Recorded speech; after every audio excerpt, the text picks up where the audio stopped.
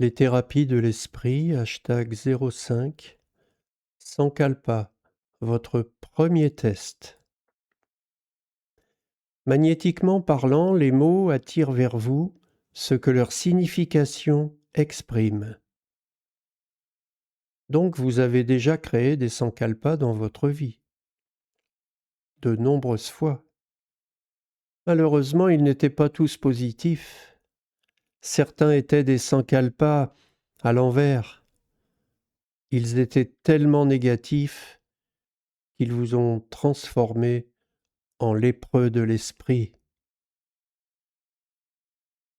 Comment cela? Parce que tout ce qui sort de votre bouche est efficace. En mal ou en bien, vous êtes un créateur. Bonne nouvelle. Si vous avez suivi les vidéos de Pitalogue depuis le début, vous avez déjà pratiqué des suggestions très positives. Par exemple, je ne suis pas ce corps, ou nos pensées créent la perfection. Vous avez également commencé à dépolluer votre esprit avec la douche magique de Pitalogue. Vous avez compris que votre conscience peut facilement abandonner ses vieilles obsessions et orienter sa perspective à volonté. Vous savez enfin que le temps linéaire est un mythe monté de toutes pièces. Maintenant, il faut construire du solide, du réel qui soit beau, enthousiasmant, prolifique et enrichissant à tout point de vue. Passons à la pratique.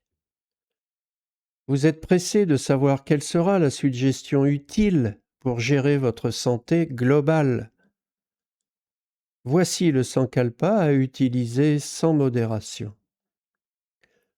Mon esprit et mon corps sont en parfaite santé. Mon esprit et mon corps sont en parfaite santé. Parfait, vous avez récité cette phrase plusieurs fois, très sincèrement. Maintenant, nous devons parler du comment.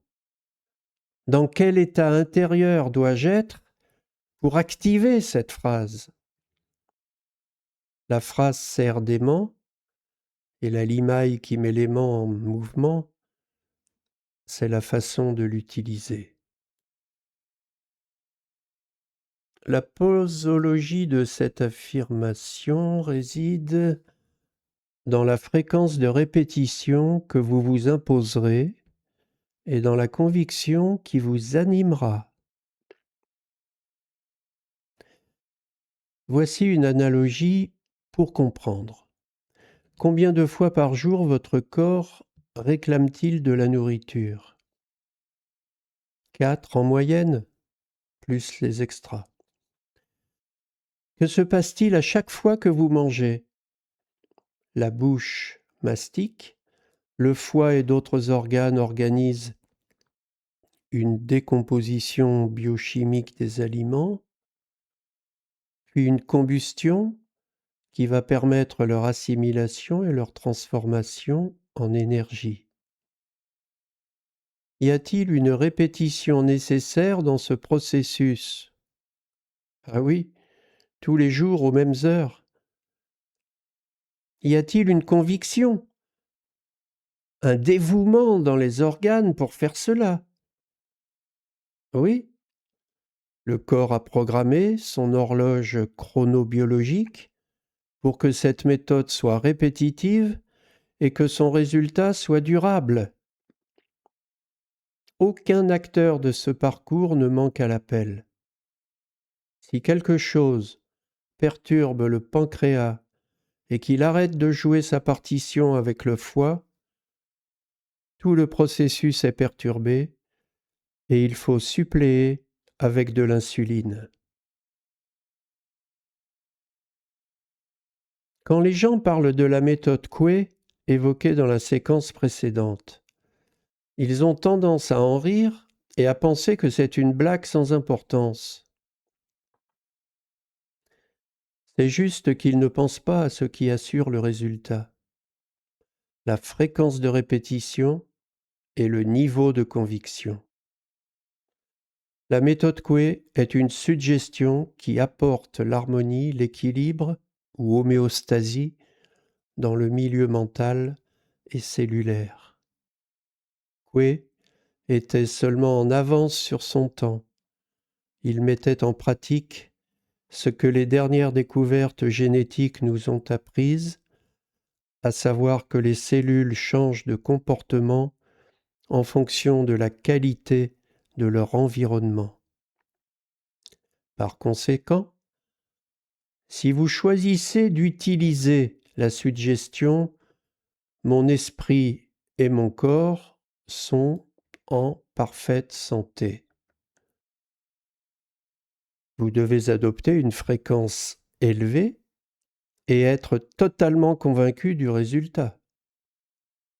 Pitalogue vous conseille de créer votre propre modèle et de noter d'abord sur votre carnet tout ce que vous allez faire concrètement. Quel projet? Combien de temps? Comment? Sinon, vous arrêterez probablement le lendemain. Si vous avez l'idée de commencer par écrire cette phrase sur un écriteau ou sur un post-it sur le frigidaire, faites-le tout de suite. Si vous voulez régler sur votre montre quand proclamer ce sankalpa et combien de fois, faites-le sans attendre.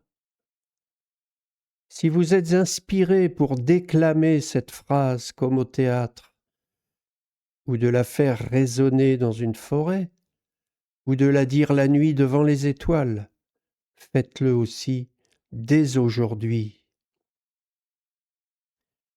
Vous êtes un chercheur. Vous prenez en main votre vie. Vous réalisez des tests, des expériences comme dans un laboratoire. Vous êtes l'expérimentateur et l'objet de l'expérimentation. C'est votre histoire, votre vie, votre projet, votre conviction. Soyez actifs. Mettez fin à la léthargie. Ne laissez personne altérer cette conviction. Ne laissez personne marcher dans votre esprit, comme disait Gandhi. Cherchez tous les moyens de rendre cette expérience personnelle. N'hésitez pas à changer un mot, n'hésitez pas à inventer ce qui fera résonner cette phrase.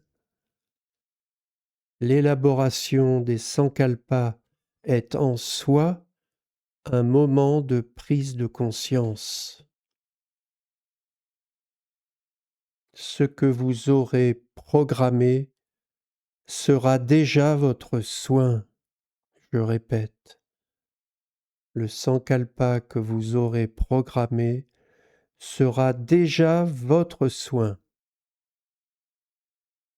Dans les vidéos suivantes, Pitalogue vous donnera des pistes supplémentaires pour la compréhension et l'efficacité des sankalpas et à chaque fois, un nouvel exercice est proposé.